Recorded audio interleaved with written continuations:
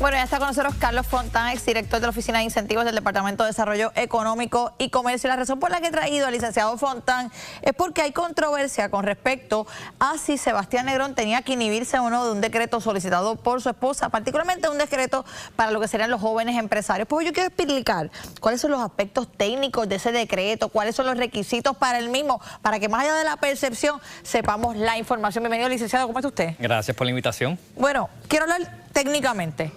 ¿Cuáles son los requisitos para solicitar este decreto que solicitó en su momento la esposa de Sebastián Negrón? Los requisitos son bien claros. Tienes que tener entre 16 y 35 años al momento de solicitar. El negocio no pudo haber comenzado operaciones, o sea, ese negocio de los jóvenes no pudo haber comenzado operaciones. Si es un negocio, el negocio tiene que estar siendo operado por el joven, o sea, que tiene que ser un joven el que sea el dueño del negocio. Que no puede ser un empleado, tiene que ser el que está solicitando el decreto quien lo va a operar. O todos los dueños tienen que cumplir con estos requisitos de entre 16 y 35 años. Si tu papá es contigo dueño del negocio, pues no cualifica, quedas descalificado. Y el otro requisito es que tienes que ser residente de Puerto Rico. De hecho, los están viendo ahí en pantalla los requisitos. Lo importante sobre estos requisitos es que ninguno parece ser discrecional. O tienes entre 16 a 35 años o no estás entre ese. Dentro de la, exactamente. O eres residente de Puerto Rico o no eres residente de Puerto Rico. O el negocio ha comenzado a operar o no ha empezado a operar.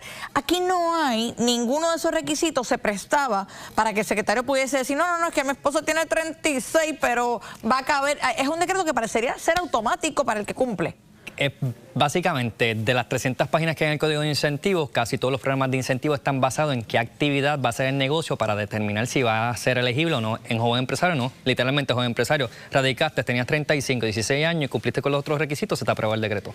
¿Cuáles son los beneficios que se otorgan a un joven empresario a quien se le otorga este decreto? El decreto dura 3 años y por los primeros 3 años, los primeros $500,000 de ingreso neto están totalmente exentos del pago de contribuciones. Ahí los pueden ver en pantalla, los diferentes beneficios. Exacto, propiedad mueble está totalmente exento de pago de contribuciones y entonces la patente también está totalmente exento. Eso es un job start al joven, de que básicamente comienzas este negocio nuevo, insértate en el empresarismo y el gobierno te va a ayudar con básicamente en 3 años no pagas taxes. Cuando usted dirigía lo que era el programa de incentivos en el Departamento de Desarrollo Económico, una persona que quisiese solicitar un decreto como este, ¿cómo se hace? ¿Se hace en persona? ¿Se hace en línea? Es un proceso online, se reciben miles y estos de los programas que más solicitudes se están recibiendo porque se le da una promoción bien fuerte. Se hace una solicitud online, un técnico legal la evalúa, prepara un borrador de decreto, ese borrador de decreto se envía al Departamento de Hacienda, luego que pase el término que establece la ley para que Hacienda emita comentarios, regresa al director de la Oficina de Incentivos, que ve entonces el caso en final y emite una recomendación final al secretario,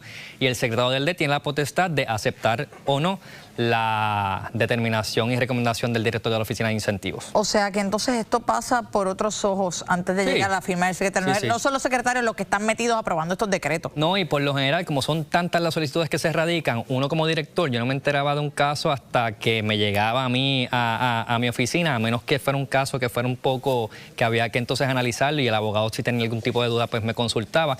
Igual con el secretario, se reciben más de 2.500 solicitudes de decreto al año y por lo general el secretario se entera pues cuando entonces le llega ese caso a su escritorio.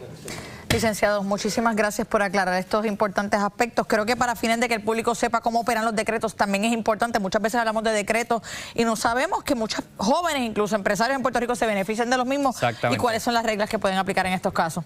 Agradecida de tenerle. Gracias. Quiero aprovechar para decir y aclarar con respecto a este decreto en particular, que cuando hablamos del decreto de la esposa de Sebastián Negrón, ni siquiera llegó al proceso para recomendación para que se fuese evaluado o no. De hecho, la evidencia que hoy presenta el secretario de la Gobernación demuestra que no llegó ni siquiera a ser evaluado, ni siquiera hubo una recomendación al secretario para firmarlo. Así es que esto tampoco se firmó, parecer incluso evidencia exculpatoria sobre si Sebastián